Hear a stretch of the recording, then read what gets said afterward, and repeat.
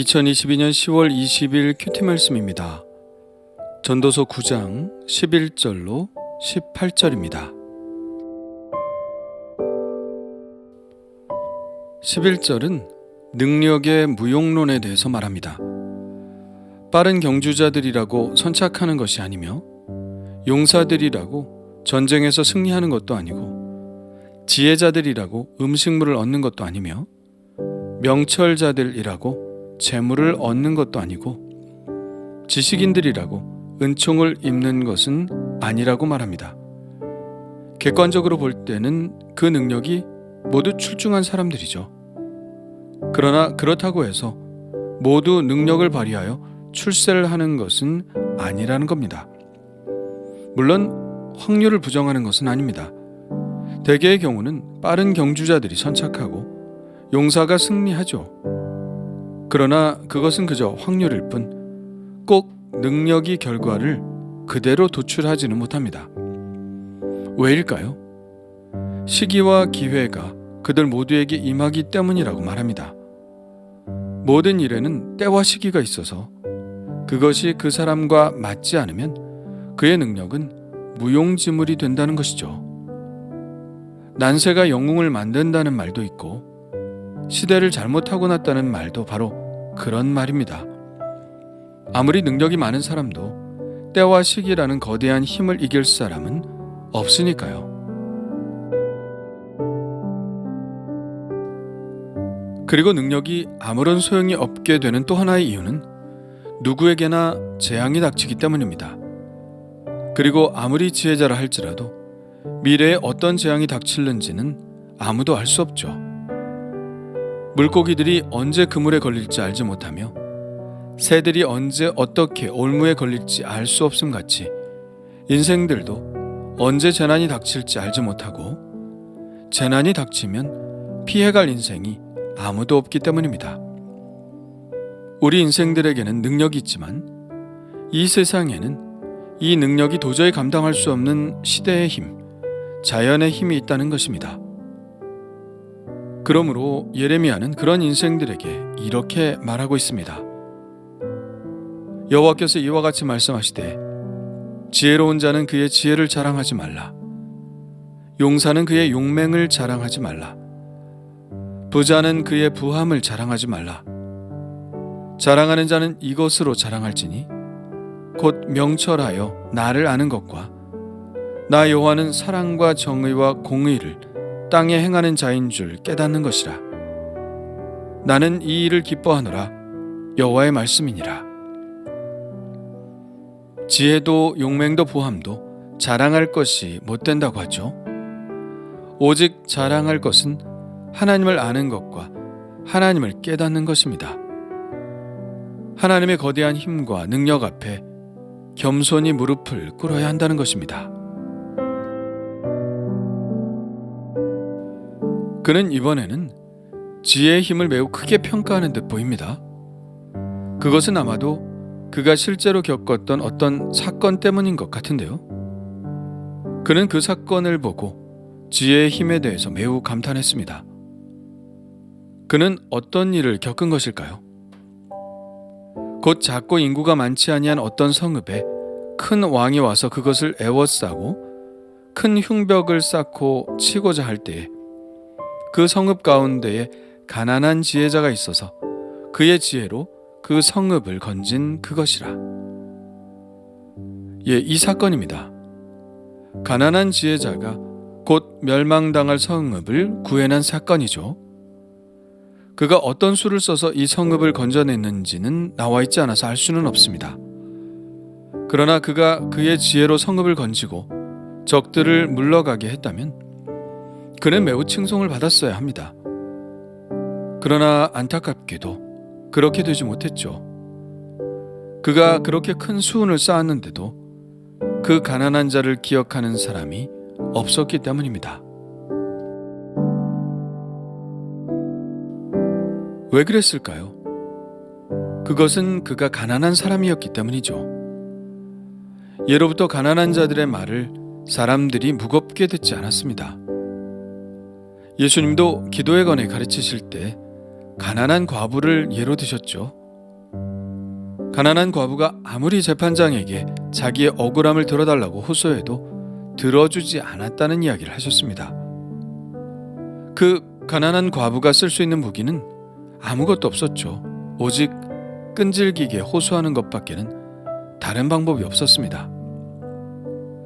돈이 많고 유력한 사람들은 한 번 말해서 될 일인데, 가난한 사람의 탄원은 수십 번, 수백 번 이야기해야 한 번 들어줄까 말까 하니 세상이 부조리하기 짝이 없는 것은 예나 지금이나 크게 다르지 않은 것 같습니다. 그래서 전도자는 이렇게 말하죠. 그러므로 내가 이르기를 지혜가 힘보다 나으나 가난한 자의 지혜가 멸시를 받고 그의 말들을 사람들이 듣지 아니한다 하였노라. 그래서 그는 결국 지혜의 무용론에 대해서 말하지 않을 수 없는 것이죠. 지혜는 나라를 구하기도 하고 성을 구하기도 하는 힘이 있지만, 그런 지혜가 가난한 자들이 가지고 있는 지혜라면 그 지혜는 그대로 묻혀버릴 수밖에 없으니 그것도 헛되다는 것입니다.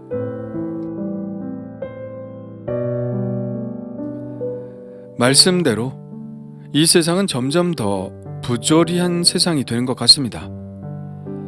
과거에는 가난한 사람들의 지혜가 쓰임받을 수 있는 기회들이 있었죠. 사법고시도 그런 기회 중 하나였고, 외무고시나 행정고시도 자신의 가난한 신분을 넘어서는 기회로 작용했었습니다. 그러나 지금은 거의 막힌 상태죠. 과거에는 이러한 고시들이 대학생 신분으로 다 볼 수 있는 시험이었습니다. 그러나 지금은 회계사 정도만 빼놓고는 또다시 일정 정도의 자격을 갖추거나 아니면 고시가 아니라 다른 형태로 사람을 뽑는 방식으로 바뀌고 있죠. 대학이 그렇게 된 지는 이미 오래되었고요. 점점 그들만의 리그, 그들만의 세상이 되어가는 것 같습니다. 가난한 자들의 지혜는 정말 별로 쓸 수 있는 기회가 없는 세상이 되어가고 있는 게 아닌가 하는 우려를 금할 수 없죠.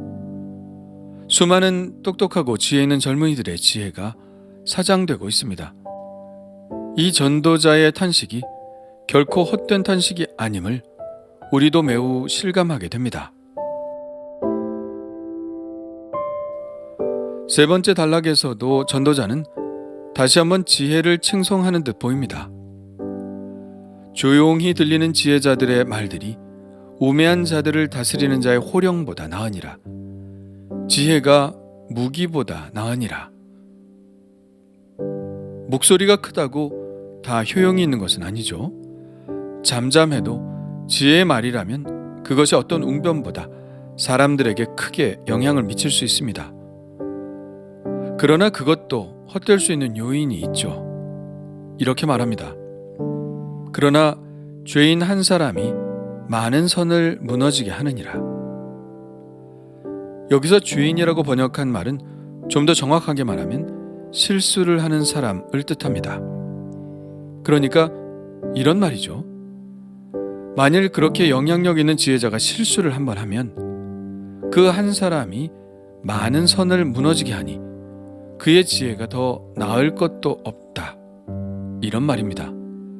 결국 이 말씀도 지혜의 무용론을 이야기하는 것이죠. 요컨대 지혜는 좋은 것이지만 시기와 기회를 잘못하고 나면 무용지물이 될 수 있고, 지혜는 큰 능력이 있지만 가난한 자가 가지고 있는 지혜는 무용지물이 될 가능성이 있으며, 또한 지혜는 무기보다 나은 파워를 가지고 있지만 한 번의 잘못된 판단으로 나라 전체를 위기에 빠뜨릴 수 있으니 과연 지혜가 우매함보다 더 나은 것이라고 누가 말할 수 있느냐는 말씀입니다. 그래서 사도 바울은 이 세상의 지혜를 신뢰하지 않았고 오직 하나님의 지혜만을 신뢰하였습니다. 그는 이렇게 말합니다. 그러나 우리가 온전한 자들 중에서는 지혜를 말하노니 이는 이 세상의 지혜가 아니요 또 이 세상에서 없어질 통치자들의 지혜도 아니요 오직 은밀한 가운데 있는 하나님의 지혜를 말하는 것으로서 우리가 이것을 말하거니와 사람의 지혜가 가르친 말로 아니하고 오직 성령께서 가르치신 것으로 하니. 사도 바울도 세상에 지혜를 많이 가진 자였으나 그가 신뢰한 것은 오직 성령께서 가르치신 지혜뿐이었습니다. 우리도 만일 세상의 지혜를 신뢰하면 실망하게 될 것입니다. 그러나 성령을 따라가면 하나님이 주신 지혜로 살아가게 될 것입니다. 그리고 또 한 가지, 가난한 자들은 무시를 당하고 그가 가진 지혜마저도 멸시를 당하지만 사랑하는 우리의 예수님은 우리의 가진 것으로 판단하지 않으시는 분임에 감사드립니다. 주님은 오히려 우리에게 이렇게 말씀하셨죠. 너희 가난한 자는 복이 있나니 하나님의 나라가 너희 것이며. 하나님은 가난한 자를 멸시하지 않으시는 분입니다. 우리의 이야기를 들으시는 분이고 우리의 가난을 부요함으로 바꾸시는 분입니다. 아무런 차별 없이 우리를 사랑하시고 우리의 탄원을 들으시는 주님을 찬양합니다. 오늘도 나의 기도를 들으시는 하나님을 사랑함으로 경외함으로 따르기를 원합니다.